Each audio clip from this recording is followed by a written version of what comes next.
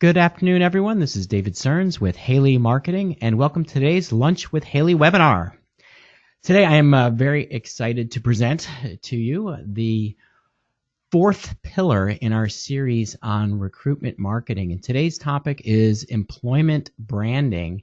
And this is about, as the title suggests, getting candidates to want to work for you. And in staffing, as all of you know, candidates these days have tons of choices, and whether you're in a small town with 3 or 4 staffing companies or you're in a big city with the 500, the people you're putting to work every day have a lot of choice about who represents them. And what today's webinar is all about is how do we help you create more brand preference so that those people that you want to put to work want to be working through you week in and week out. So today, let's kind of jump right in. And the first thing we're going to talk about is just what is employment branding. So as I mentioned, it's one of our 4 pillars of recruitment marketing. The first pillar being your career site or your company website and everything you're doing to maximize conversion. And in fact, we'll have a Lunch with Haley webinar in February, and I believe we're going to be talking about staffing websites, but particularly, unless the recruiting market changes in the next 4 weeks, we're going to be looking at ways to optimize conversion of job seekers on your website. The second is on job ads and distribution, and may have caught our webinar last fall by Matt Lozar as he talked about programmatic job advertising. And if you missed it, you can always go to lunchwithhaley.com and go to those webinars on demand and catch up on any episodes of our show that you've missed. Then we have social recruiting is the third pillar, and that was a webinar that we also presented last fall, available on demand if you need it. And today's pillar is on employment branding. And the reason we have these 4 pillars is we want everybody thinking about recruiting very strategically. It's not just about the ads you run on Indeed and Career Builder and other job sites. It's not just about the skill of the recruiters in your office. It's really about having a marketing strategy that maximizes the people who know who you are, what you do, why you're special, and the jobs you have to offer and why they want to work for you. In terms specifically of employment branding, the Wikipedia definition of employment branding is that an employer brand describes an employer's reputation as a place to work and their employee value proposition. Now, I love Wikipedia because it has great stuff, but it's always kind of formal on these things. So let's do the Haley Marketing version of Wikipedia. So employer branding answers 2 critical questions. Number 1, why would someone want to work for you? These people have choices. Why are they going to choose your staffing firm over everybody else? And number 2, how will you get them to know it? How will you create awareness of your company and, equally important, of the brand value that you offer to the job seeker? Or to put it another way, what are you going to offer that other staffing agencies don't? And again, think about it from the candidate's perspective. They have choice. And this kind of economy where you may represent the exact same jobs as another staffing company down the street, the difference isn't the job or the pay or the benefits. The difference is the staffing company. What makes your firm different? Or if you're an executive recruiter, the difference is the treatment of the candidate and why the candidate wants you to represent them over anybody else. But you may say, David, come on, does an employment brand really matter? We're not the employer. We're the conduit to employment. And our job is to help people go to work at our clients' offices. It's their employment brand that really matters. We're just about the jobs. Yeah, it matters for staffing companies. And unless you are proactive about managing your brand, somebody else is doing it for you. And you can see on screen, and I've blanked out the names to protect the guilty. It's not hard to find negative reviews of staffing companies. You can see the dates. Now we have 2016 to 2017, 2018 on the list here. But year in and year out, candidates will say bad things about our industry, and hopefully nobody on this call has ever been called the worst company ever, the worst staffing agency, but people will control your reputation, your brand, if you don't. And unfortunately, it's not the placed candidates who love you, it's the unplaceable terrorist candidates who go online, leave horrific reviews because you didn't get them a job even though they had no qualifications. But brand is something you absolutely must control, or the market does it for you. So some other data that you've probably seen before, when it comes to things like your online reviews, 60% of job seekers, they're going to check out reviews before deciding if they want to work with you. So they're looking at Indeed reviews, Google reviews, Glassdoor reviews to see what are other people saying about your organization. And 70% of the workforce won't take a job with a company that has a poor reputation. So if your net score on all of those review sites is less than 3 stars, you can be losing up to 70% of the potential candidates who might be interested in the jobs you represent because they don't see you as a good staffing company. If you're between 3 and 4, that's okay, that's passable, but really an A grade is anywhere who's north of 4 stars on the review sites. You don't have to be perfect. 5 stars actually sometimes makes people question you because, who can really be perfect with every candidate? So it's okay to have a few unhappy candidates, but you want the preponderance of your reviews to be 3 stars plus.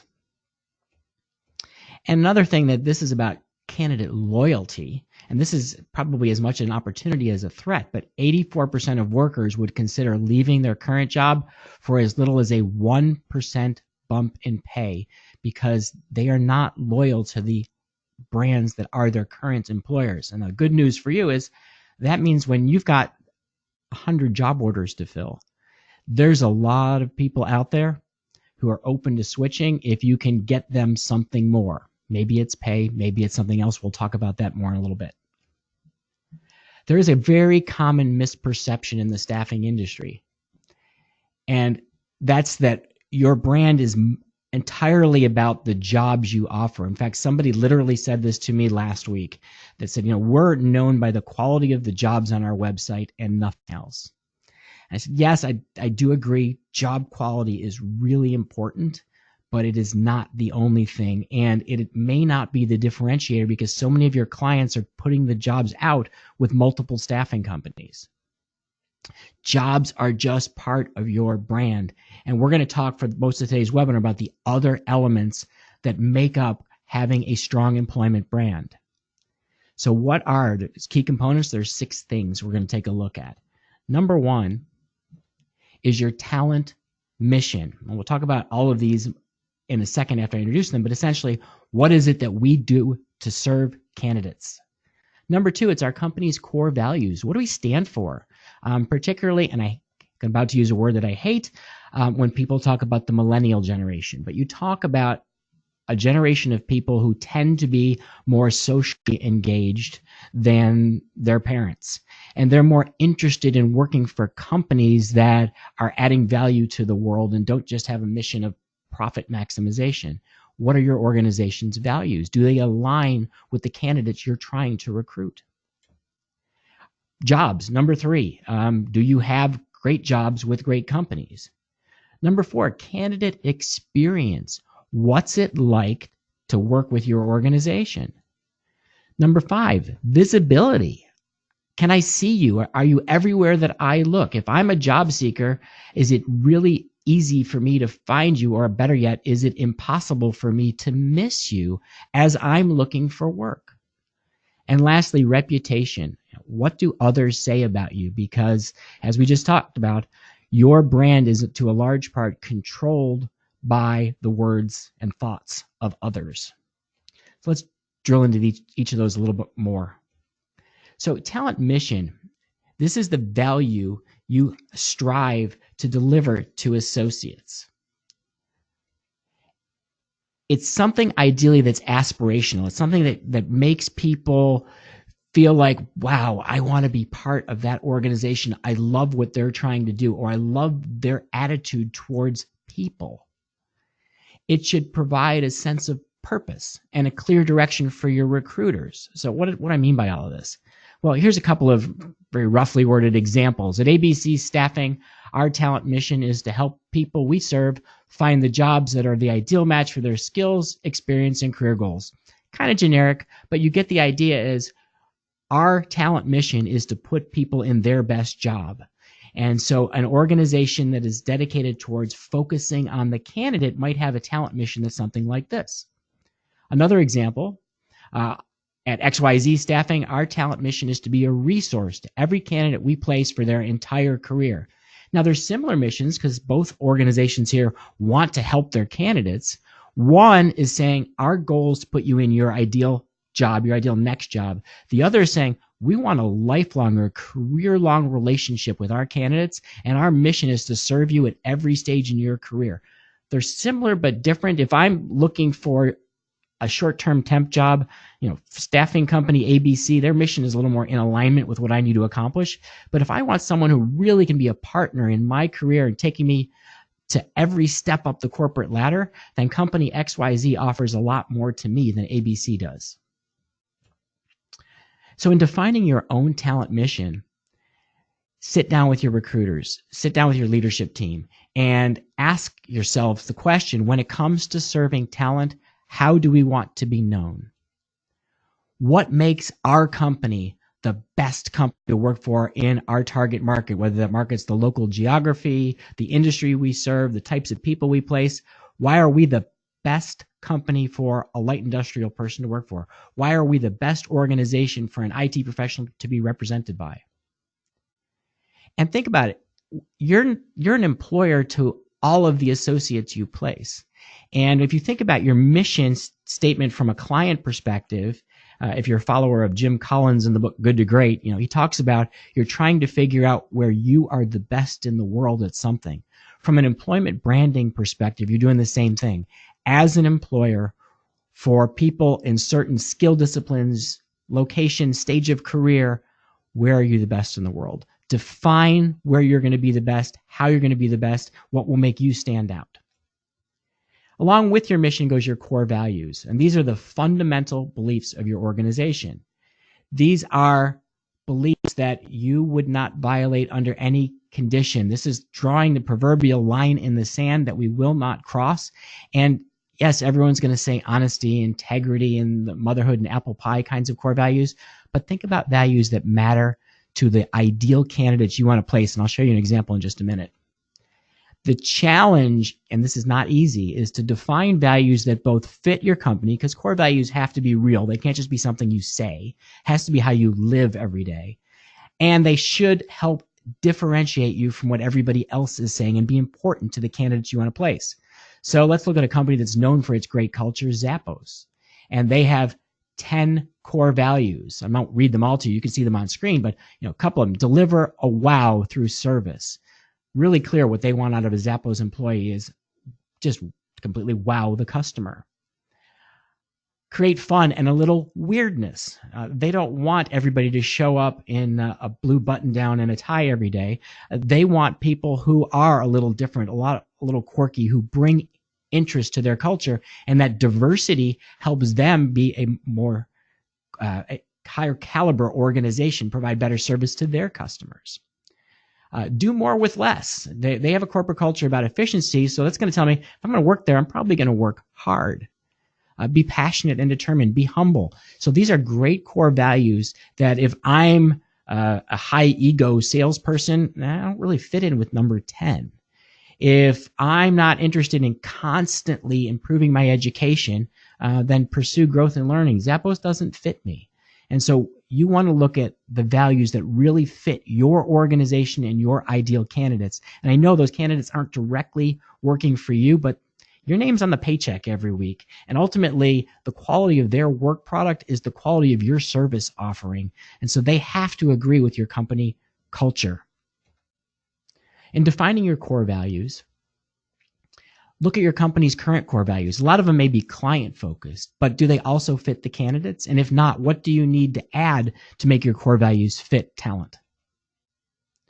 Are you really living by them? Or are they just words on your website, words on a wall? Does everybody in your organization know the core values? Can they recite them by heart? If they don't know them, then take a look and ask, why? How are we communicating them? Are we not being effective? Are we not repeating them? Did we make them too complicated to remember?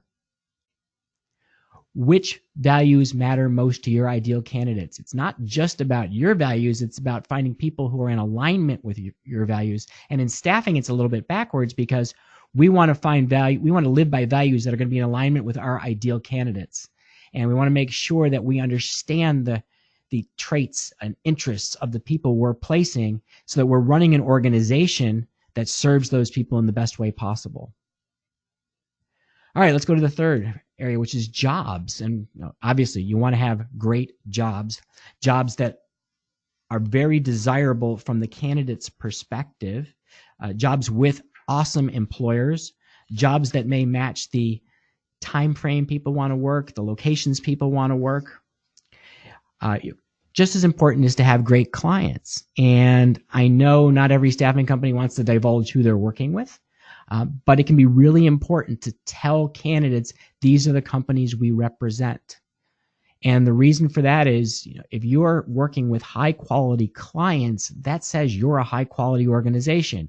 Some of your clients may have strong employment brands. And if you're seen as the hiring authority or the pathway into those companies, that's going to be huge for helping you attract talent. The jobs themselves have to be easy to find in how you market them, where you advertise them online, on social media, on your own website.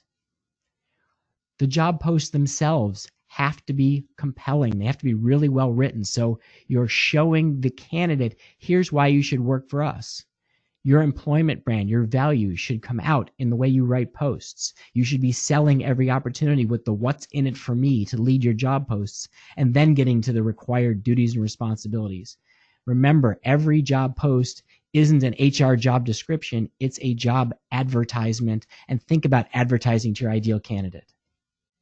And you want to make it super easy to apply. I was just looking at application sources for one of our clients. They're getting roughly 3,000 people applying each month, and 90.4% of those applications came because someone was able to click a button on their website that said apply with Indeed, using the Indeed Quick Apply right on their own website. Only 9.6% of people filled out the online application form. So how many of you on today's call have that ATS application form where people have to fill in all the blanks? Well, you're not losing everybody, but the longer that form is, the more candidates you're losing. And if you're like this example I just gave, you might see 9 or 10 times more responsive if you gave them easier ways to apply. So in terms of jobs, first and foremost, think about how do we improve the quality of the jobs that we offer? Where can we increase pay, benefits, better hours, better locations, more schedule flexibility, opportunities for training or promotion, or for temp to perm? We want to look at every way to get the jobs, to make the jobs be as saleable as they can be. And right now you got to work with your clients and benchmark jobs that your clients are offering versus what their competitors are offering to say, if you want to attract A talent, well, your competitor has an A job offering and you've got a B. We need to make yours an A and work together to improve the quality of the jobs. How can you work with more desirable clients? Be strategic in who you're going after. And if you've got someone that's a marquee organization that you want to represent, well, be willing to sacrifice maybe a little on markup so that you are doing more to incentivize the top employers to being on your client roster so that you can then leverage the fact that they are a client of yours in your recruitment advertising. You might also look at account-based marketing and going after clients. So those people who you really want to work with, you have a much more aggressive approach of going after those organizations with a one-to-one direct marketing or account-based marketing approach. Then how can you get your jobs in front of more of the right people? We'll talk about who the right people are in just a minute, but we want to look at things like job advertising on job boards, job advertising through aggregators, job advertising through social media, having job alerts via email and text. You're doing, besides just posting jobs, doing other things on social media. So we're targeting the right audiences with opportunities.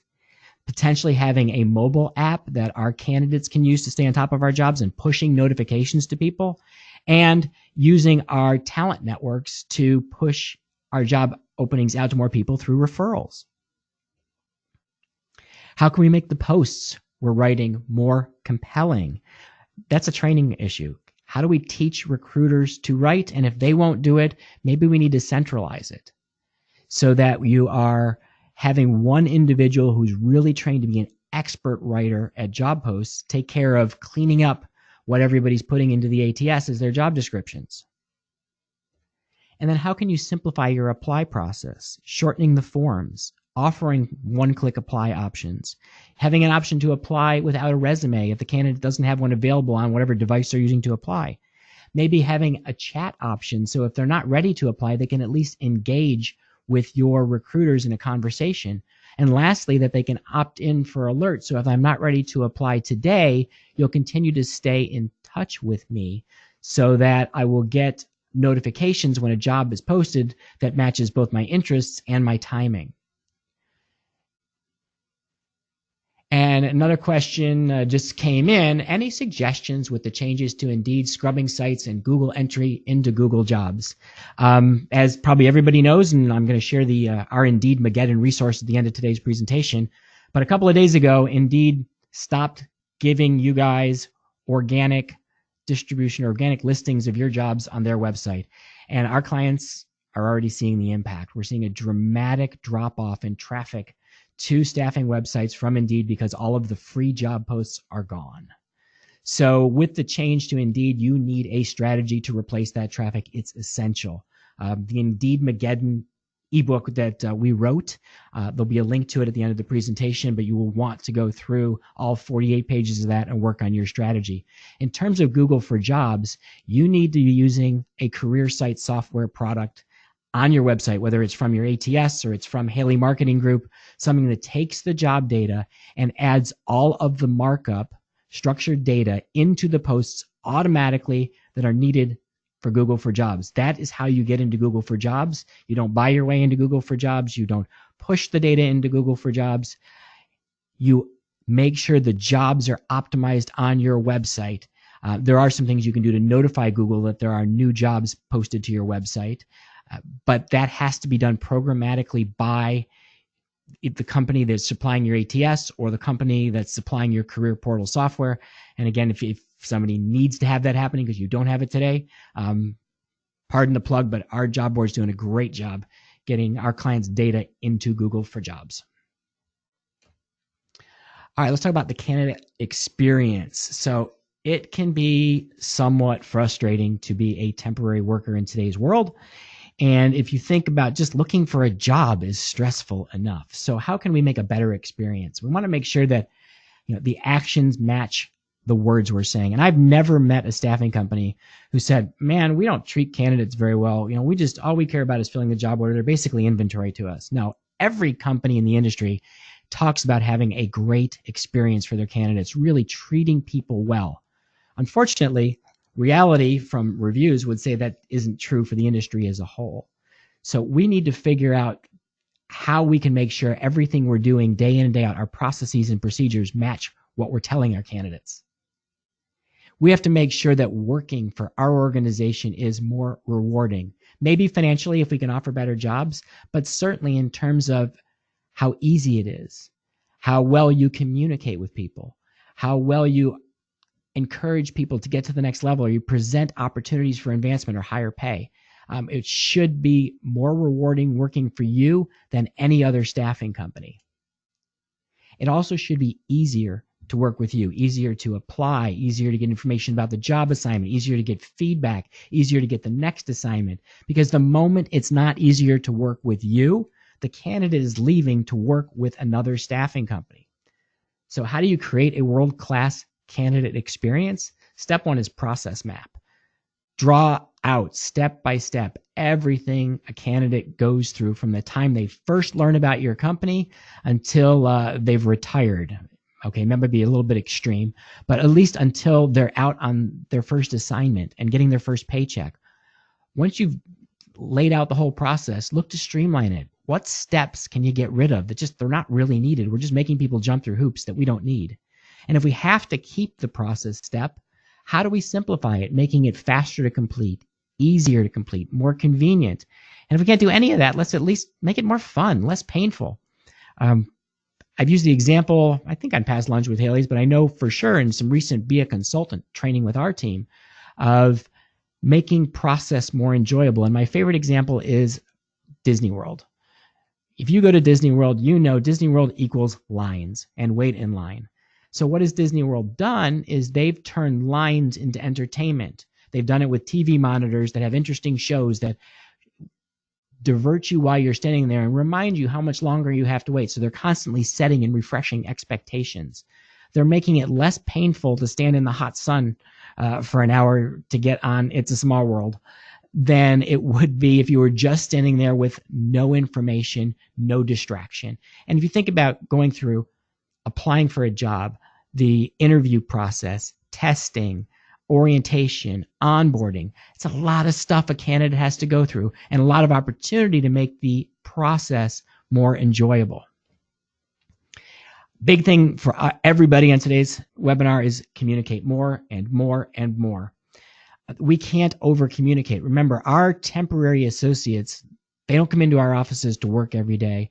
They're remote workers. They're out in the field doing things for your clients that make you either look good or make people want to go to another staffing agency. And so we need to make sure we're communicating in two-way communication, getting feedback from the candidates about their job experience, about issues they see, about potential assignment extensions, and then communicating to them about job assignments, make sure they're comfortable when they show up on day one, make sure they know where to go, be there to answer questions.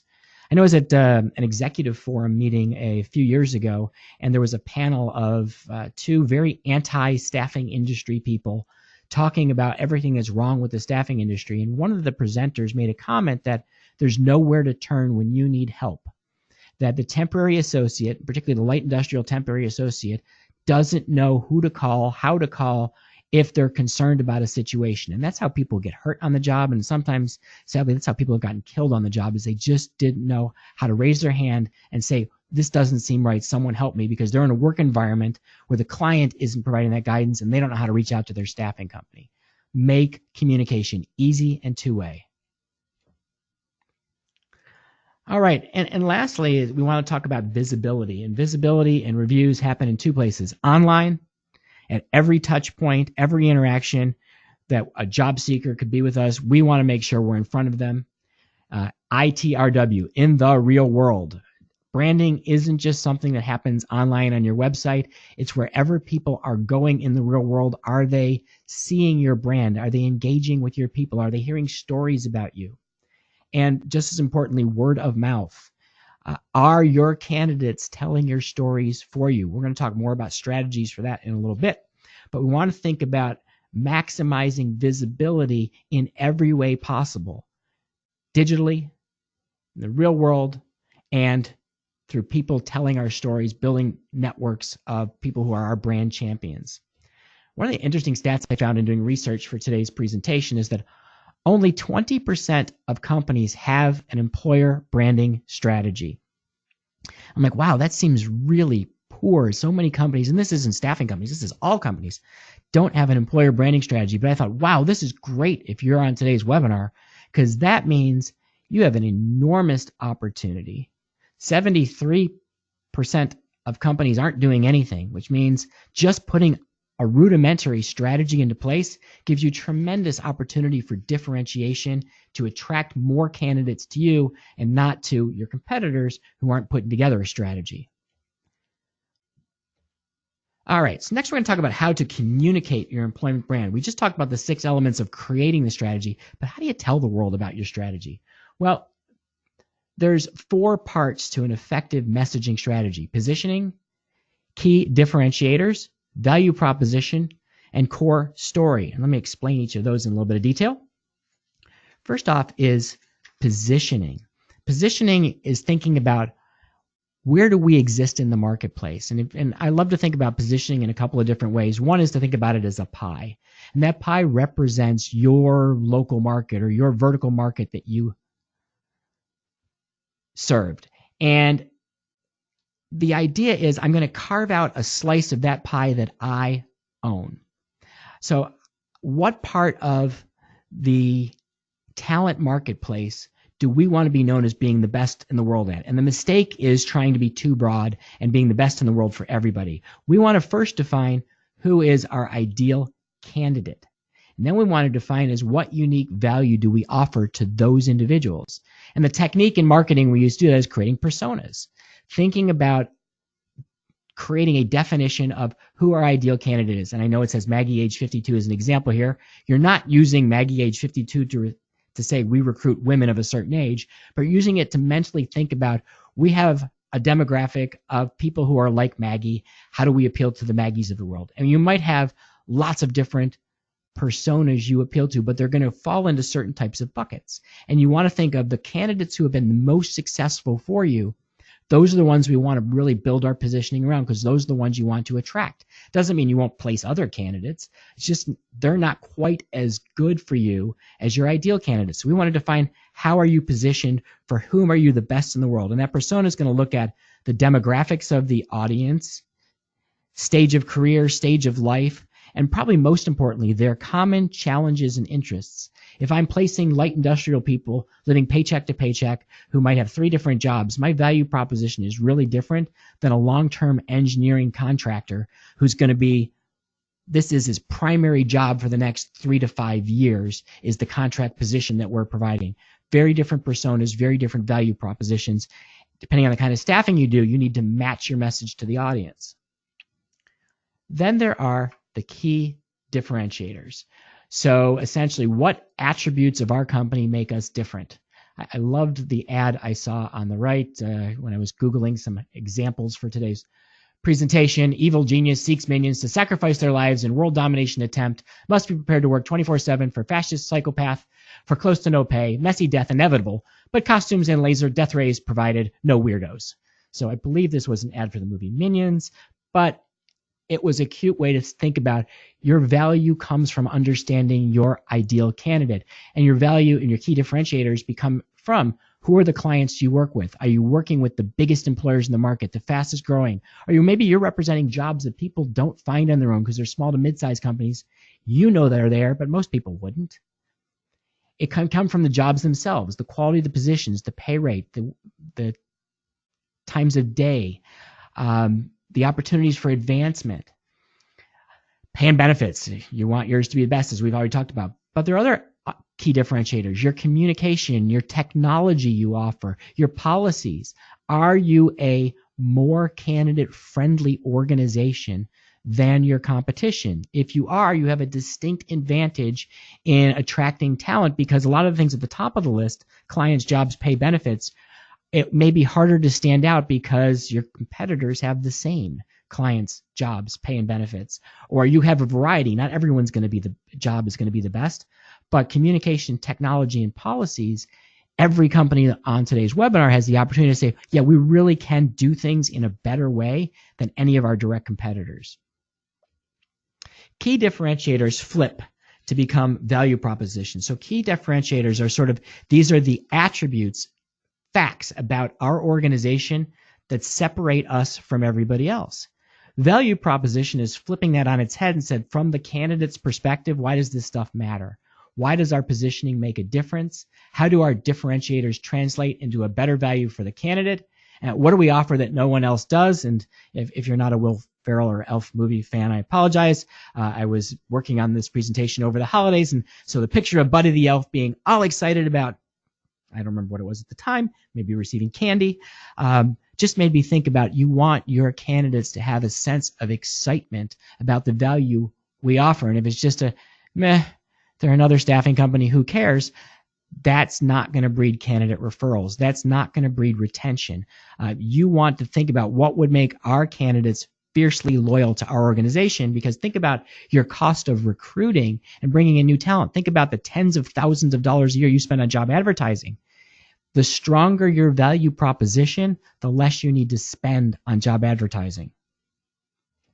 And lastly, you think about a core story, which is sort of how you tie all of these things together in your brand messaging in a compelling and simple way. And again, in doing research for today, I found this graphic online, which I thought was pretty cool, which is breaking your core story based on 7 components: who your people are, the learning and development opportunities you offer, the value you provide to people and the values of the organization, physically where you offer jobs and the type of work environment, the wow factor of being a part of your organization, your work routines, best practices. What's it like to work for you? How do I get paid? What processes do I have to go through? What's the overall vibe? Now it says social vibe. So if people are working in your office, internal employees have more of a social vibe, but how about temps? They're not really part of your client's culture. They're definitely not part of your culture day in and day out. So how can you help them by creating more of a social vibe so that they enjoy their work more? Maybe you're doing it through social media, through private networks, through messaging, through Slack, as a way to create stronger communication and make your field associates feel more like part of the team, the same way a consulting firm would do with all of their field consultants. Now, a couple of examples I was thinking about for today is U.S. military has done this pretty well. So the Army has a tagline of "Be all you can be." The Marines, the few and the proud, those are parts of their core story. The Army is talking about helping people maximize their talents. We get you to where you can go. The few and the proud means we only work with the select best the military has to offer. They're telling a core story through a tagline. I don't want to confuse it. A core story is not a tagline, but sometimes a tagline can embody a core story. I looked at FedEx's website, and they said FedEx is people, service, profit. Their core story is about maximizing those 3 things, and it's people first. They look at profit as an outcome of having great people and amazing service. I've talked to people in the staffing industry who their core story says, we are a talent-first organization. Another one, this was in an advertising campaign one of our clients used, our job is to get you a great job. So these companies, through simple messaging, are conveying their focus on the candidate, parts of their value proposition, but they're trying to create interest in the overall value that the staffing company can provide to the candidate. And in your job advertising, having this kind of a core story makes it easy to enhance your job posts by talking about how great it is to be part of your staffing organization. It's not just about the job, it's about all the jobs you'll get working with your staffing company. All right, so once we know the messaging, the next thing we want to do is build a foundation for brand marketing. And that's going to consist of our website, social profiles, and then the training, onboarding, and ongoing management we do with our internal employees and our field associates. Now, on the website, we're thinking about where are all the places people enter our site. So most people come in at the homepage.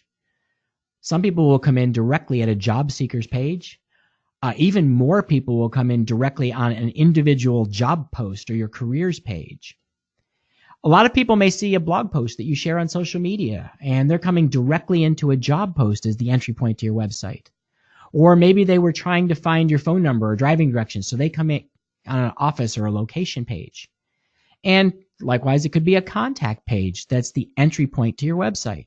So when communicating your brand value to the candidates, you have to look at all of these pages in your website and say, are we communicating to the candidate effectively on these pages? Are we then driving people to the next call to action? And in next month's webinar, we're going to get into a lot of detail on how to do these things with your website. But you want to think about, you are telling that core story. We are conveying our value proposition at the first place people hit our website. And that first place, don't assume it's the homepage, because most people design a website top down, not really thinking about all of the entry points. Social profiles, whether it's LinkedIn, Facebook, Twitter, people are going to check out your company page on social media, and they're also checking out the profiles of individuals in your organization. So do you have professional profiles? Are they consistent with your core messaging? And maybe you even have different versions of the graphics. So right now we're in a talent-starved marketplace, so my social profiles should be recruiting focused.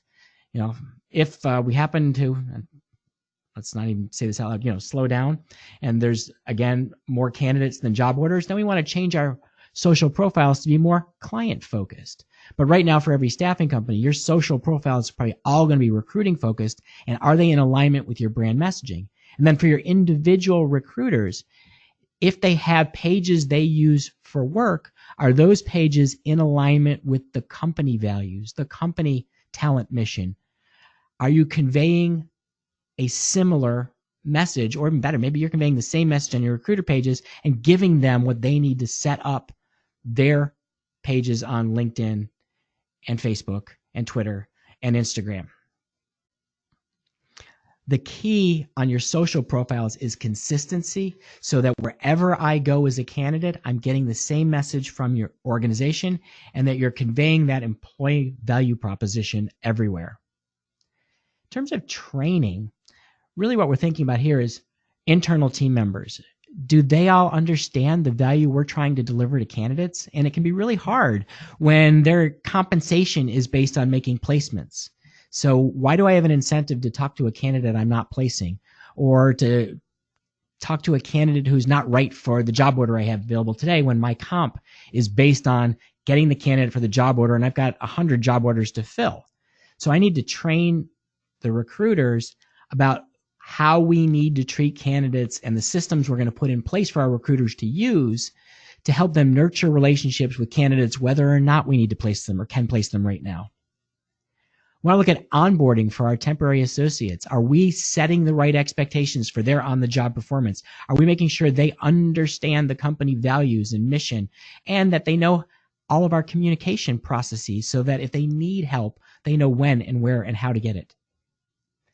And then do we have a program for ongoing communication to reinforce our messaging, to enhance the service experience of the candidate, to get very timely feedback from the candidate if anything is a concern, or to learn more about the job opening, to also get feedback so we can learn about new job opportunities with the client, and lastly, to provide the candidate with feedback so that they're getting the opportunity to learn and improve their own performance.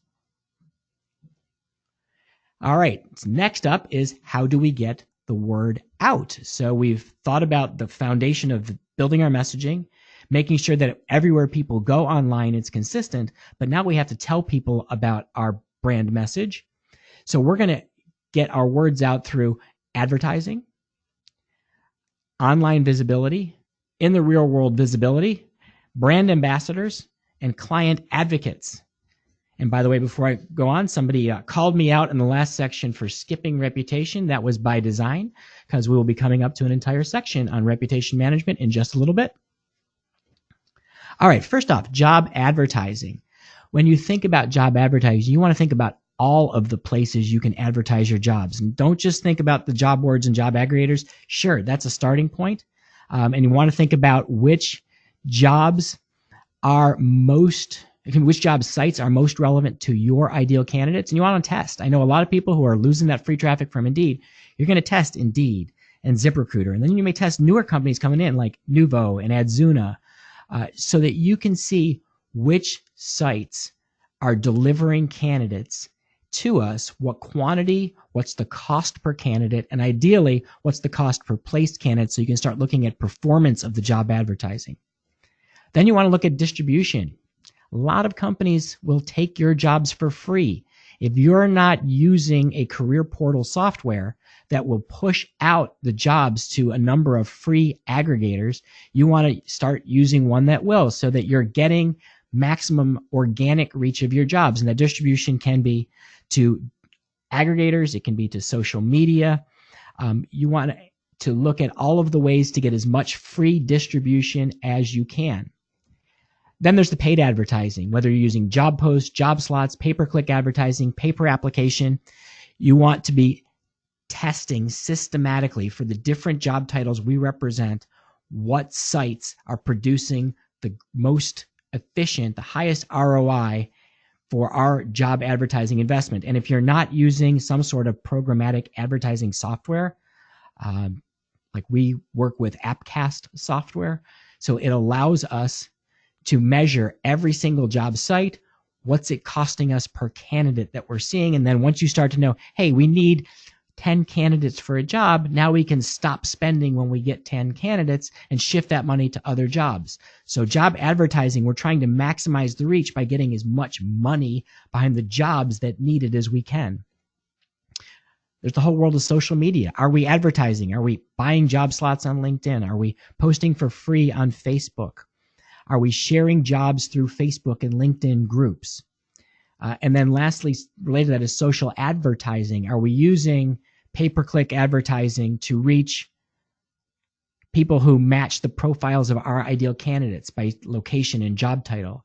Are we using advertising to re-engage people who visited our website? Are we using advertising to re-engage all of the people who are in our ATS by targeting that list with advertising on social media? So what you're doing with job advertising thinking is, I want to spend a certain percentage of my gross margin on advertising. How do I maximize the number of candidates that I get for that spend? And you're using all of these techniques and software to measure the response to figure out, how do I get the best return on that advertising investment?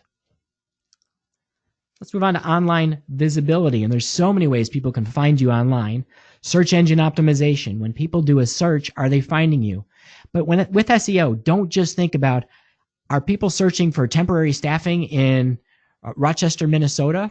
Think about all the reasons your ideal candidates are going online looking for information related to their job. Maybe it's salary data. Maybe they're looking for information about specific employers. Maybe they're looking for salary trends for a job title. You want to build your website content strategy around the types of information your candidates are looking for, so that over time you're being found for tens, hundreds, thousands, maybe even tens of thousands of different keywords are driving traffic to your website. Related to that is AdWords.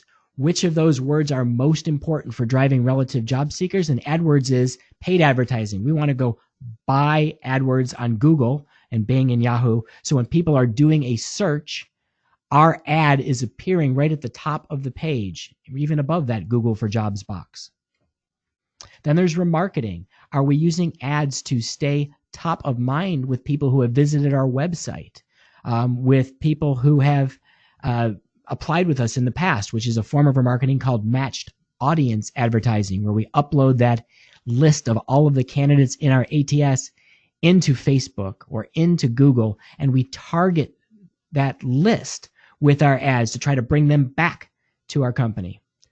Related to that is social advertising. Are we thinking about not just ads, but promoting our company brand, our company value proposition, our content on social media to get more people engaging with us, more people seeing us as a resource for their career, more people who trust and like us because they're seeing our name everywhere?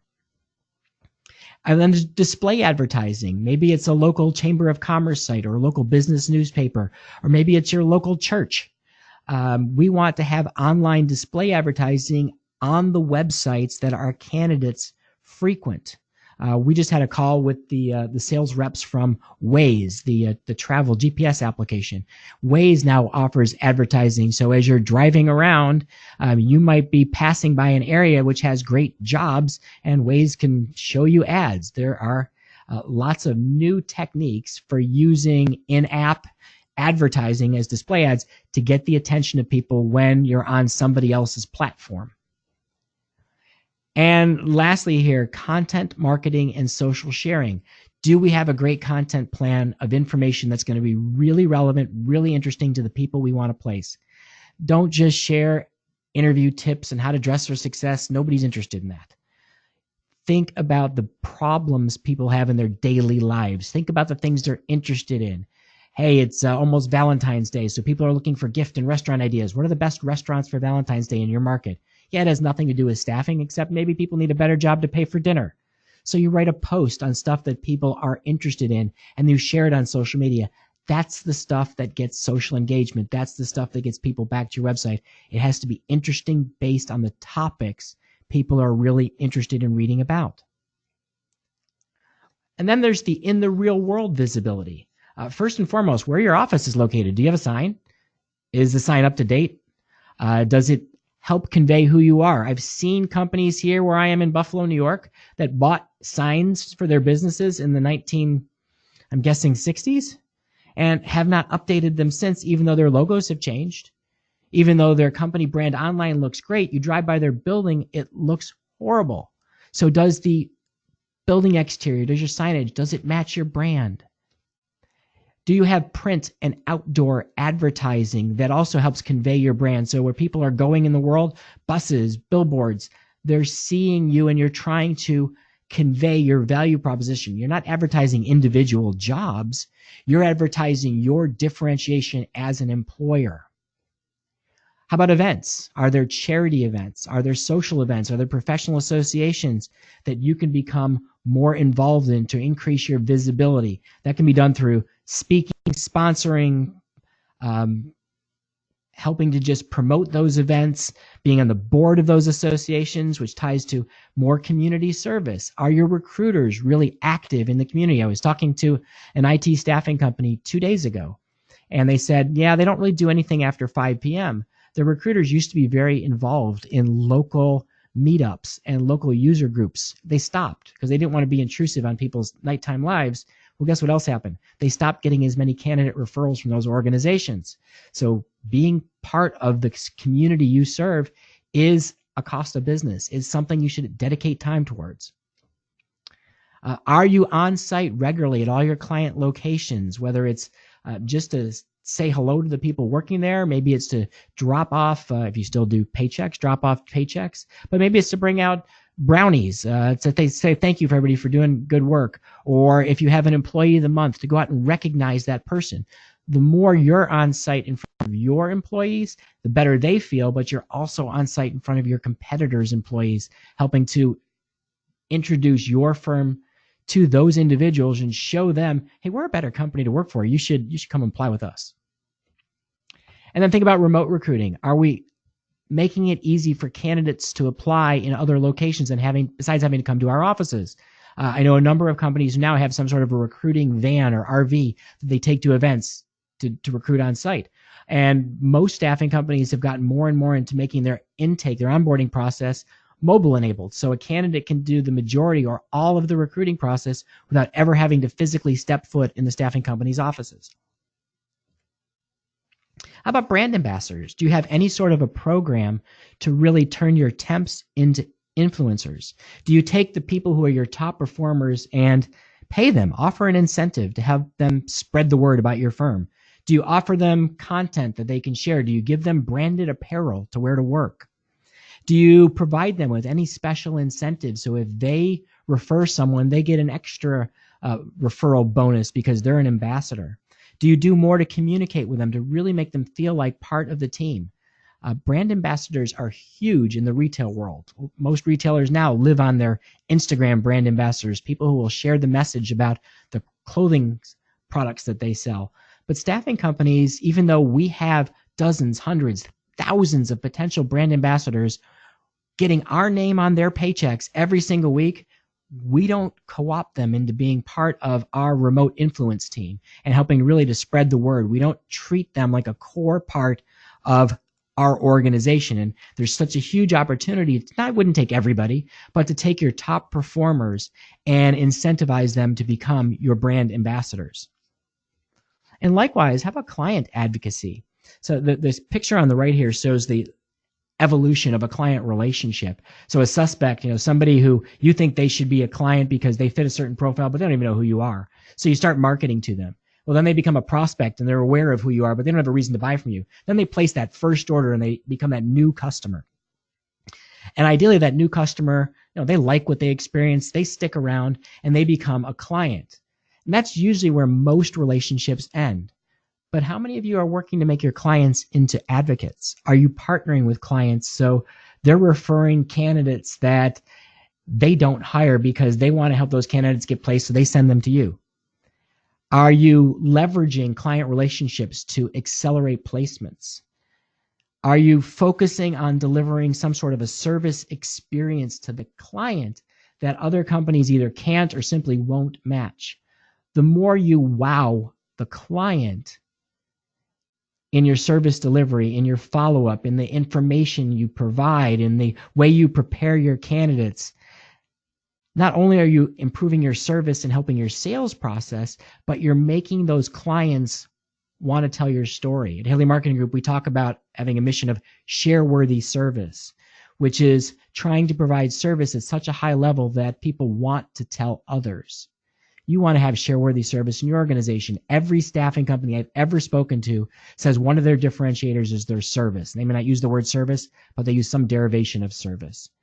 So if you're going to be using service as a differentiator, what would it take for service to become a reason for a client to become an advocate? How could you be so good in how you follow up, how you communicate, how you prepare your candidates, how you engage the employer and the associate while they're on the job so that the client goes, wow, I love telling other people in my SHRM group about my relationship with ABC Staffing because they're so good.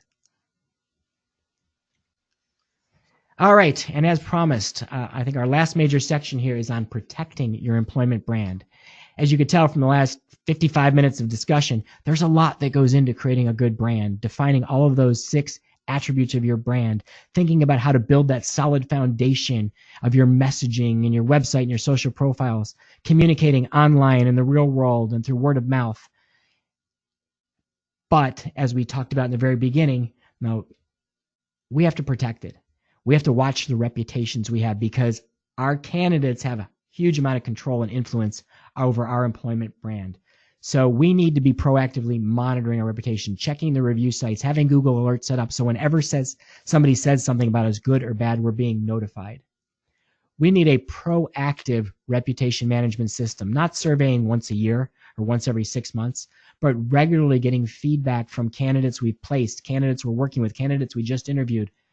How was your experience? Would you recommend us to others? Doing that net promoter, that one question, how likely are you to recommend us to a friend or colleague? And anybody who's not a promoter to start to learn why. Get feedback. If the feedback's because you have a problem with the office or problem with the recruiter, you need to learn that. If the feedback's all, you guys are rock stars, then we want to collect testimonials and we want to collect reviews and we want to turn them into content on your website and on social media. We want to protect the brand by getting awards, whether it's the best place to work in our community. It's getting Innovero's Best of Staffing.